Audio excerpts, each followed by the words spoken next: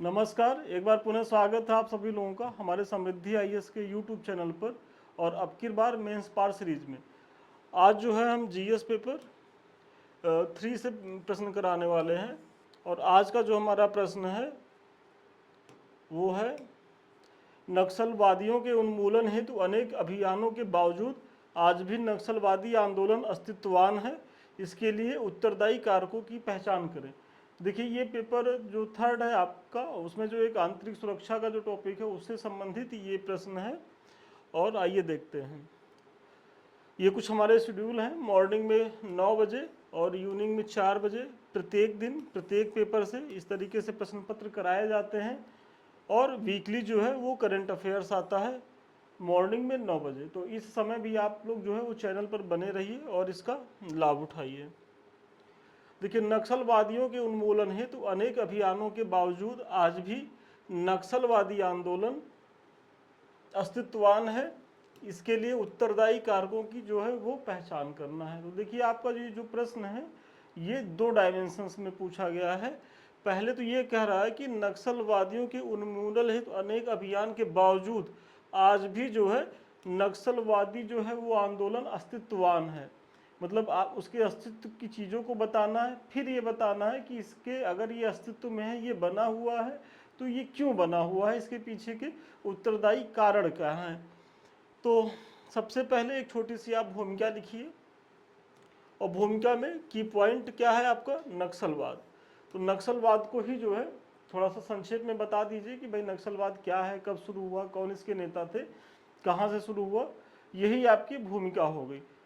और आपको अपने प्रश्न पत्र के प्रत्येक पेपर में यही करना होगा कि की पॉइंट खोजना है और की पॉइंट को ही एक्सप्लेन कर देना है। वही आपकी भूमिका हो गई, लेकिन बहुत संक्षेप में। ऐसा नहीं है कि उसी पे आप अपना बहुत ज़्यादा शब्द और समय खर्चा कर दें। तो नक्सलवाद शब्द की उत्पत्ति पश्चिम बंगाल के नक्सलवाड़ी गांव से हुई थी। भारतीय कम्युनिस्ट पार्टी के नेता चारू मजुमदार और कान्हू सान्याल ने 1967 में सत्ता के खिलाफ एक सशस्त्र आंदोलन शुरू किया। मतलब अब इसमें 2 चीज़ें क्लियर हो गई कि नक्सलवाद जो आंदोलन है वो बंगाल के नक्सलवाड़ी गांव से शुरू हुई थी, ये तो इसका क्षेत्र हो गया। फिर इसमें जो 2 नेता थे वो कम्युनिस्ट पार्टी से संबंधित नेता थे, तो चारू मजुमदार और कान्हू सान्याल। समय इनका क्या था, तो 1967 ये इनका समय है। और इन्होंने एक सशस्त्र जो है वो आंदोलन शुरू किया था। चूंकि चारू मजुमदार चीन के कम्युनिस्ट नेता माओ से तुंग के बड़े प्रशंसक थे, इसी कारण नक्सलवाद को माओवाद भी कहा जाता है। मतलब ये जो नक्सलवादी आंदोलन है, कभी कभी आप न्यूज़पेपर में या अपने बोलचाल में माओवादी आंदोलन का भी आप प्रयोग करते हैं। तो ये दोनों एक ही चीज़ें हैं। और क्यों एक ही चीज़ें हैं, क्योंकि इसके जो नेता थे चारू मजुमदार और कान्हू सान्याल, उन पे जो है चीन के कम्युनिस्ट पार्टी के नेता माओ से तुंग का व्यापक प्रभाव रहा है। तो आप जो है अपनी भूमिका में 15 से 20 शब्दों में नक्सलवाद कहाँ से शुरू हुआ, कब शुरू हुआ, उसके नेता कौन थे और उसका आदर्श क्या था, ये आपने बता दिया। फिर नक्सलवादी आंदोलन के विकास को यदि देखा जाए तो 3 चरणों में बांट कर इसे देखा जा सकता है। तो आइए देखते हैं कि ये जो विकास के 3 चरण हैं वो कौन कौन से हैं। तो देखिए, प्रथम चरण तो इसका 1967 से 1980 के बीच का होता है। और इस समय यह आंदोलन जो है मार्क्स लेनिन एवं माओवादी विचारधारा पर आधारित था। अर्थात यह वैचारिक और आदर्शवादी आंदोलन का जो है वो चरण था। क्योंकि आप सभी जानते होंगे कि जो कम्युनिस्ट नेता थे तो चाइना में लेनिन थे, और लेनिन माफ़ करिएगा, चाइना में नहीं, रसिया में लेनिन थे, चाइना में माओ थे। और इन सबों को अगर देखा जाए तो वैचारिक जो पृष्ठभूमि मिली थी वो कहाँ से मिली थी, वो मार्क्स से मिली थी। तो ये इनका जो सम्मिलित प्रभाव था वो प्रथम चरण के जो आंदोलनकारी थे, जो एक तरीके से इसके संस्थापक सदस्य थे चारू मजुमदार और कान्हू सान्याल, तो उन पे देखा जा सकता है। और जो 1967 से 1980 के बीच का जो चरण है वो एक तरीके से आदर्शवादी चरण था, यही आप बता रहे हैं। फिर द्वितीय चरण यदि देखा जाए तो 1980 से 2004 के बीच का ये चरण है, और इस चरण में नक्सलवाद का व्यवहारिक जो है वो विकास हुआ। देखिए 67 से 80 तक का जो दौर था वो जो है वो अभी उस तरीके से धरातल पे वो जो है नहीं आ पाया था, क्योंकि अभी वो अपनी जड़ें जो है वो मजबूत कर रहा था। लेकिन जो 80 से 2004 के बीच में है, इसका व्यवहारिक और वास्तविक विकास जो है वो इस समय देखा गया। यह समय जरूरत एवं अनुभव के आधार पर क्षेत्रीय नक्सली गतिविधियों का जो दौर था, और इसी समय देख रहे होंगे कि ये जो आंदोलन है, जो हिंसक संघर्ष है, ये अपने मतलब एक तरीके से चरम पे, मतलब बहुत पीक पे जाता है, और बहुत तेजी से जो है इसका क्षेत्रीय स्तर पर विकास होता है। और इसी समय जो एक नॉर्थ से साउथ तक जो एक रेड कॉरिडोर बनता है, तो वो उसके विकास का यही समय था। कब का समय था? तो 1980 से 2004 के बीच में। फिर अगर तृतीय चरण देखा जाए तो 2004 से और वर्तमान तक में जो जारी है, इस चरण में नक्सलवादियों का राष्ट्रीय स्वरूप उभरा और विदेशी संपर्क बढ़े। मतलब द्वितीय चरण में जो नक्सलवादी जो क्षेत्र था, जो एक तरीके से समाज की जो रिमोट सारी जो रिमोट एरिया तक फैला हुआ था, और बेसिकली उसमें देखा जाए कि जो पिछड़े स्टेट थे, जैसे छत्तीसगढ़ हुआ, झारखंड हुआ, आंध्र प्रदेश हुआ, पूर्वी उत्तर प्रदेश का कुछ भाग हुआ, बिहार का कुछ क्षेत्र हुआ, तो इन सब क्षेत्रों में जो इसका प्रसार हो रहा था, तो तृतीय चरण में आते आते इसका जो प्रसार था वो राष्ट्रीय हो गया, और राष्ट्रीय न कहिए अंतर्राष्ट्रीय हो गया। और अंतर्राष्ट्रीय होने के पीछे के कई कारण हैं। तो एक तो सोशल मीडिया की भी भूमिका है, जो आप पीछे की क्लास में बताए भी हैं, जिससे अब नक्सलवाद राष्ट्र की सबसे बड़ी जो है आंतरिक चुनौती बनकर उभरा। क्योंकि भाई अब इसका फलक जो है 2004 के बाद से और व्यापक हुआ, और जब ये चूंकि और ये लोग हिंसक संघर्ष कर रहे थे, तो ये एक चुनौती के रूप में तो उभर ही रहे थे। तो वही आपने बताया, और ये आपके प्रश्न पत्र का एक पार्ट हो गया कि नक्सलवाद क्या है, उसके चरण क्या है, इसके बारे में आपने जानकारी दे दी। ये कुछ हमारे मुख्य परीक्षा के प्रोग्राम है। एक तो अब की बार मेंस पारी ये हमारी सीरीज है, और एक हमारा शून्य से शिखर बैच है। ये दोनों बैच आपके मुख्य परीक्षा से संबंधित है। ये पहला बैच जो है ये उन बच्चों के लिए जो इस बार मुख्य परीक्षा दे रहे हैं, और ये उन बच्चों के लिए जो किसी कारण से इस बार प्रीलिम्स रह गए, या जिनका उद्देश्य 2025 का पीसीएस है जो अक्टूबर में होने वाला है। तो ये दोनों बैच बहुत ही फ्रूटफुल है। यहाँ प्रत्येक दिन जो है प्रश्न पत्र दिए जाते हैं, आप उसको लिख करके भेजते हैं, उसकी मार्किंग होती है, फिर मॉडल आंसर दिए जाते हैं। ये चूंकि त्वरित गति से चल रहा है, इसमें 6 से 8 क्वेश्चन डेली दिए जा रहे हैं, और यहाँ क्या है कि 4 से 6 क्वेश्चन दिए जाते हैं। तो दोनों में जिसके लिए आप अपने आप को उपयोगी समझें, आप इससे जुड़िए, इसका लाभ लीजिए। अधिक जानकारी के लिए 7303307507 पे आप संपर्क कर सकते हैं। इस तरीके से आपकी कॉपी का मूल्यांकन होगा जो आप भेजेंगे। और देखिए ये प्रत्येक दिन होता है, और जो भी कमी रहेगी वो बताई जाएगी, और फिर जब आपके प्रश्न का जो है मूल्यांकन हो जाएगा तो इसी तरीके से मॉडल आंसर भी दे दिया जाता है।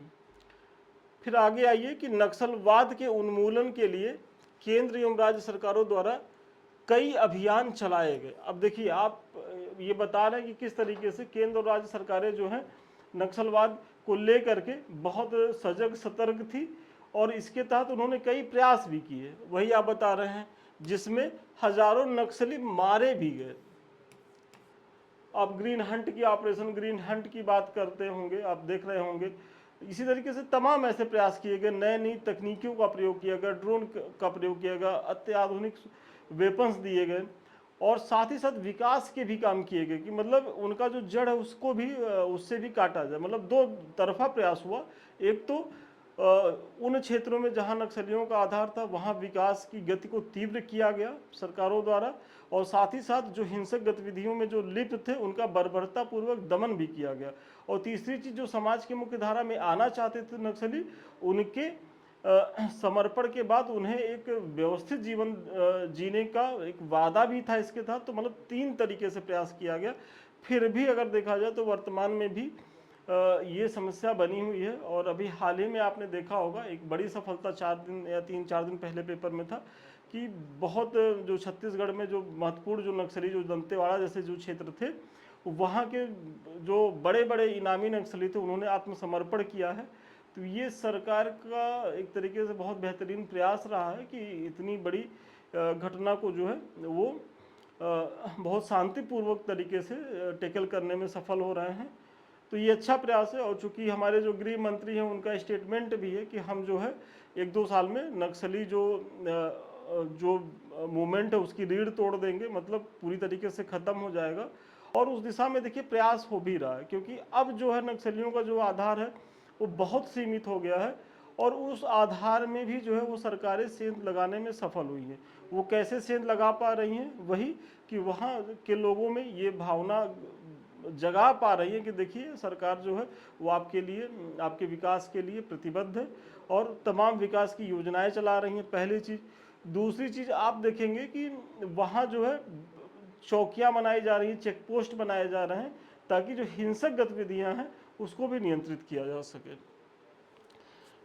तो इसके बावजूद भी नक्सलवादी आंदोलन अभी तक समाप्त नहीं हुआ है, चूंकि प्रश्न में है। तो इसके लिए कई कारण जिम्मेदार हैं, तो उन कारणों को बताइए। तो सबसे पहली जो समस्या है कि राजनीतिक इच्छा शक्ति की कमी एवं वोट बैंक की राजनीति। देखिए जो 1967 से शुरू हुआ नक्सलवादी आंदोलन और आज भी कहीं न कहीं इसका अस्तित्व बना हुआ है, तो उसके पीछे का एक बड़ा कारण है कौन? वही जो हमारे महानीय और महामहिम लोग हैं, नेता लोग हैं।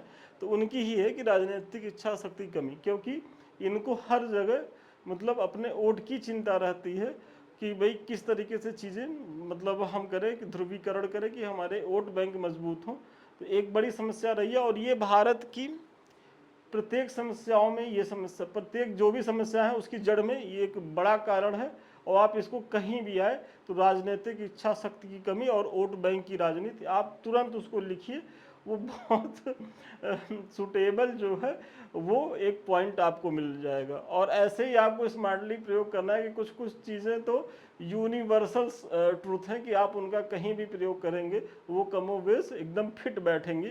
तो उसमें यही है कि जो हमारे नेता लोग हैं इनकी जो गतिविधियां हैं वो संदिग्ध रही हैं। अब इस वीडियो में अगर कोई नेता देख रहा होगा, हालांकि नेता तो नहीं देख रहा होगा, नेता के जो पुत्र सुपुत्र लोग होते हैं वही लोग देख सकते हैं। हालांकि नेता के पुत्र और सुपुत्र को भी कहाँ यहाँ यूपीएससी देने की ज़रूरत है, वो तो उनकी दूसरी धारा है। लेकिन कोई अगर देख रहा हो तो देखिए, हमारा किसी पार्टी विशेष को लेकर के हम कोई टिप्पणी किसी का नहीं कर रहे हैं। ये सारी पार्टियों के सारे नेताओं को लेकर के है और इसमें बहुत से अच्छे नेता भी हैं और उनका हम बहुत सम्मान करते हैं, तो वो अलग मैटर है। लेकिन जो कमियां हैं वो तो देखनी होगी। और ये जो समस्या है ये हम नहीं कह रहे हैं, ये न्यूज़पेपर कह रहा है, सोशल मीडिया कह रहा है, तमाम रिपोर्ट्स कह रही हैं। तो ऐसा नहीं है कि हम अपनी चीज़ें कह रहे हैं, तो इसलिए इसके लिए हम जो है दोषी नहीं हैं।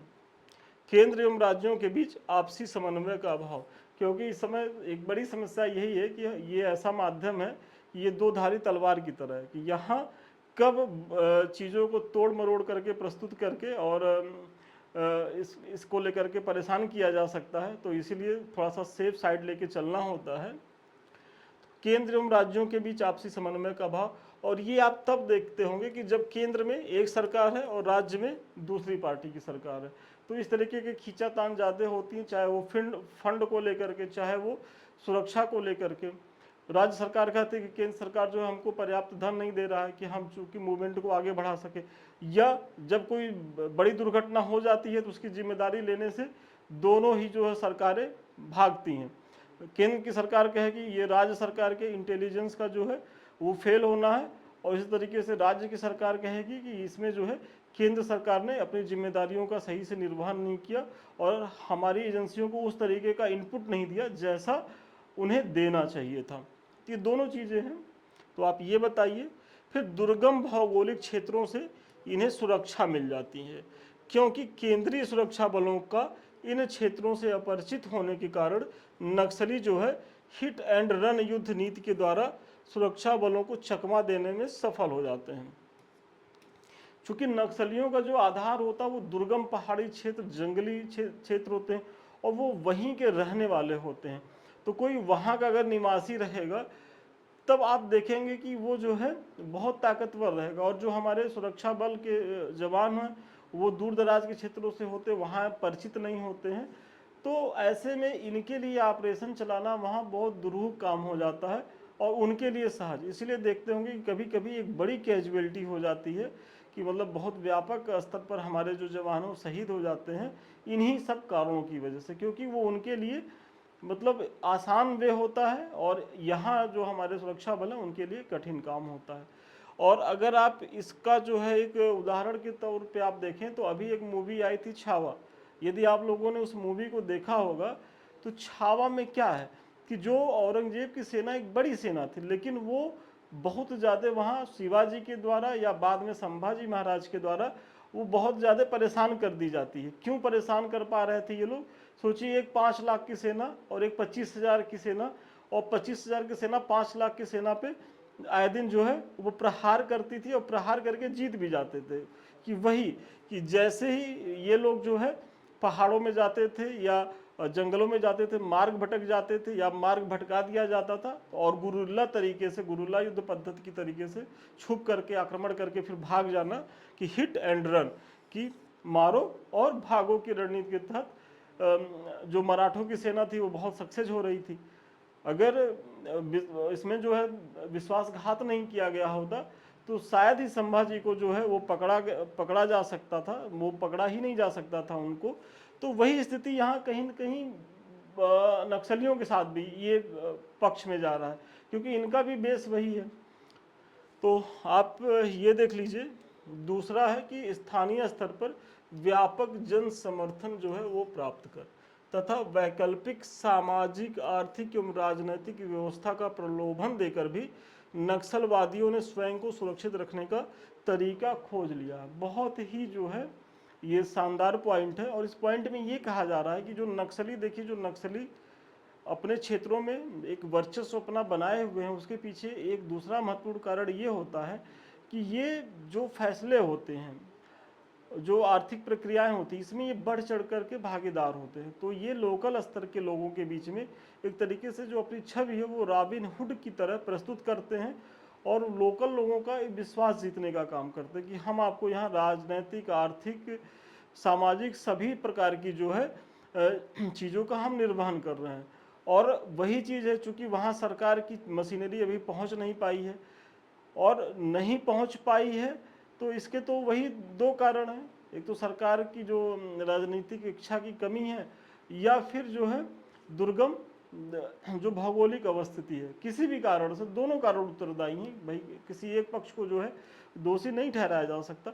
लेकिन चीज़ें पहुंची तो नहीं है, और अगर चीज़ें नहीं पहुंची हैं तो समस्या है।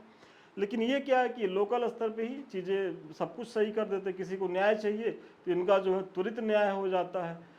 तो लोगों का ये आकर्षण का केंद्र बने हुए हैं। वन कानूनों एवं भूमि अधिग्रहण नीति, जिससे आदिवासियों की परंपरागत जीविका के साधनों पर अतिक्रमण हुआ है, ने भी नक्सलवादियों के संरक्षण हेतु सहायता प्रदान की है।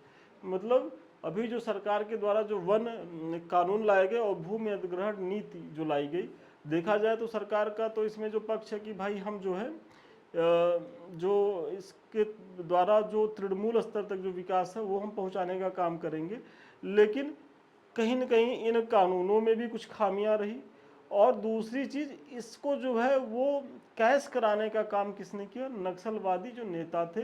कि देखिए इस नीतियों के द्वारा जो वन कानून है या जो भूमि अधिग्रहण नीति है, इसके द्वारा सरकार जो है आपके जंगल जमीन मतलब सारी चीज़ें जो है वो छीन लेगी और आपको जो है यहाँ से निर्वासित कर देगी। तो एक मिसगाइड करने का प्रयास किया गया और ये मिसगाइड करने में काफ़ी हद तक सफल है।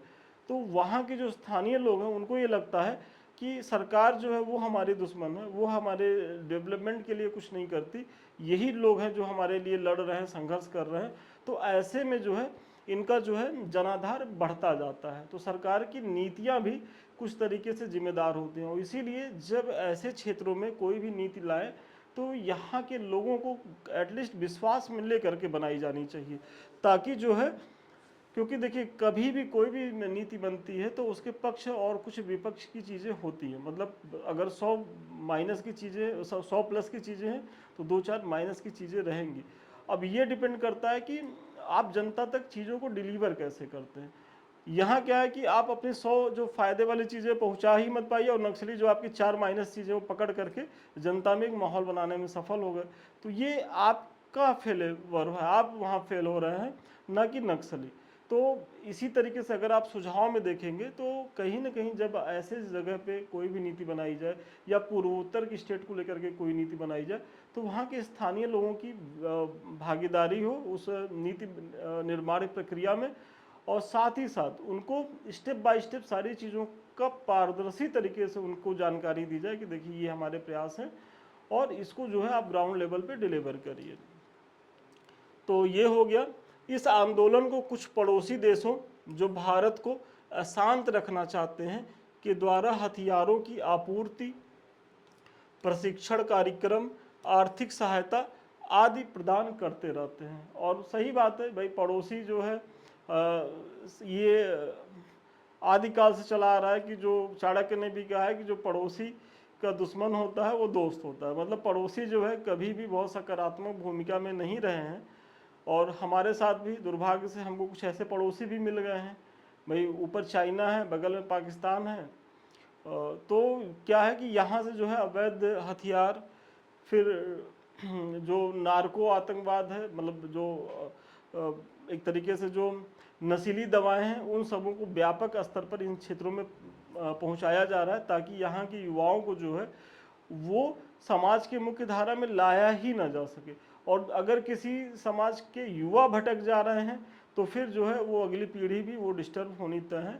और वही है कि चीज़ें इस तरीके से हो रही, क्योंकि भाई अगर ये लड़ रहे हैं तो इनको वेपन चाहिए, वेपन जो है वो चाइना पाकिस्तान के माध्यम से इनको मिल जा रहा है।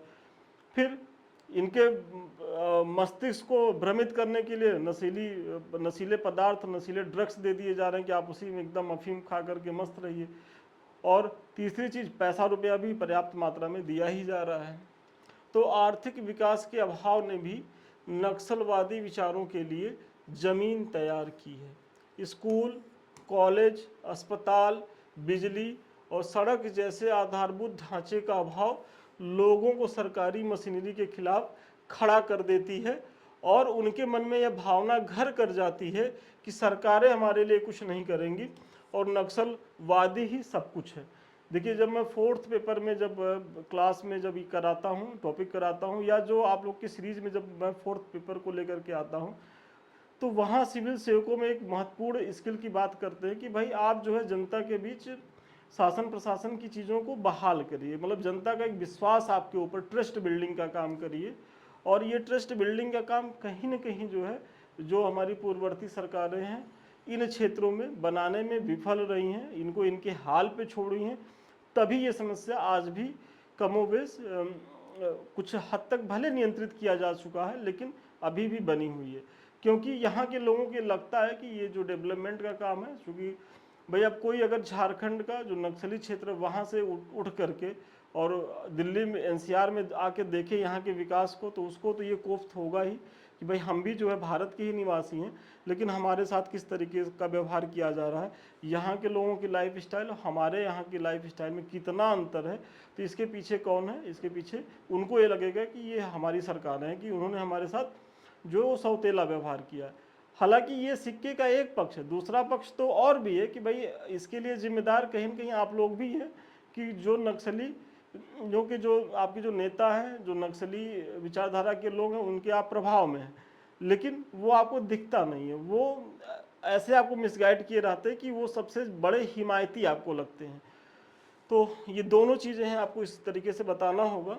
वर्तमान में नक्सलवादियों और संगठित अपराधियों के गठजोड़ ने हथियारों और मादक पदार्थों की तस्करी द्वारा जो है वो समानांतर अर्थव्यवस्था चला रखा है। मतलब ये जो गतिविधि है कि नक्सलियों द्वारा जो गठजोड़ और मादक पदार्थ की जो तस्करी है, इसके द्वारा भी जो है इन्हें पर्याप्त वित्त मिल रहा है। और क्योंकि आप सभी जानते होंगे कि वित्त ही एक ऐसी चीज़ होती है, धन ही एक ऐसी चीज़ होती है कि किसी भी मूवमेंट को जो है वो आगे बढ़ाने के लिए ज़रूरी होता है।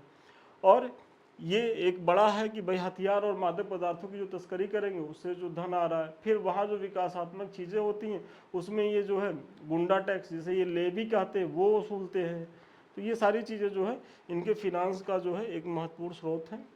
तो इस प्रकार उपयुक्त विवरण से स्पष्ट है कि वर्तमान में भी नक्सलवाद भारत की आंतरिक सुरक्षा के लिए एक गंभीर खतरा बने हुए हैं।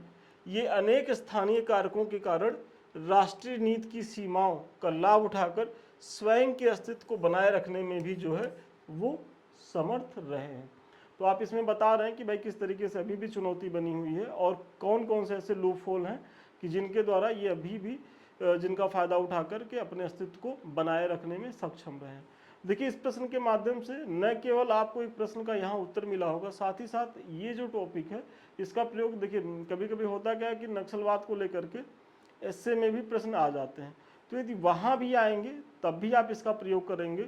और इंटरव्यू में भी, चूँकि ये सेंसिटिव टॉपिक होते हैं, तो यहाँ से इंटरव्यूअर्स भी आपसे प्रश्न पूछ सकते हैं।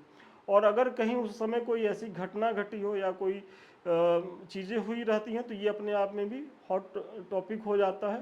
तो इसको तो बहुत ध्यान से पढ़ने की ज़रूरत है। तो चलिए, आज के प्रश्न का उत्तर यहीं तक था और मुझे बहुत भरोसा है कि इस प्रश्न के माध्यम से न केवल आपको एक मॉडल उत्तर मिला होगा, बल्कि थोड़ी सी जो नक्सली गतिविधियां हैं, उसके जो चरण हैं, उसकी जो शुरुआत है, मतलब आधे से अंत तक जो है मैंने बताने का प्रयास किया है। और यहाँ जो है थोड़ा व्यापक हो जाता है, थोड़ा ज़्यादा हम बता देते हैं, इसलिए बता देते हैं ताकि चीज़ों को आप समझ सकें। देखिए, जब आपके पास ज़्यादा मैटर रहेगा तो उसको कम करके तो आप लिख ही लेंगे, ये हमारा भरोसा है और ये जनरली होता भी है। लेकिन अगर मैटर ही नहीं रहेगा तो आपकी मुख्य परीक्षा में पेन नहीं चलेगी। तो इसलिए थोड़ा ज़्यादा पढ़ के जाइए ताकि आप वहाँ मुख्य परीक्षा में ज़्यादा सहज रहें। ये कुछ हमारे लिंक्स हैं, ये टेलीग्राम है, ये समृद्धि है, ये इसका यूट्यूब है जिससे अभी हम आप रूबरू हैं, और ये संदीप मिश्रा ऑफिशियल है। ये तीनों जो हैं बहुत ही फ्रूटफुल है आपकी तैयारी के लिए। इन तीनों को जो है इनसे जुड़िए, इनको लाइक करिए, सब्सक्राइब करिए, शेयर करिए। और यदि हमारे किसी भी बैच से जुड़ना चाहते हो या हमसे बात करना चाहते हो, 7303307507 पे आप जो है संपर्क कर सकते हैं। चलिए, आज के लिए इतना ही। पुनः मिलते हैं नए वीडियो में नए क्लास के साथ। तब तक के लिए धन्यवाद, शुभकामनाएं आपको।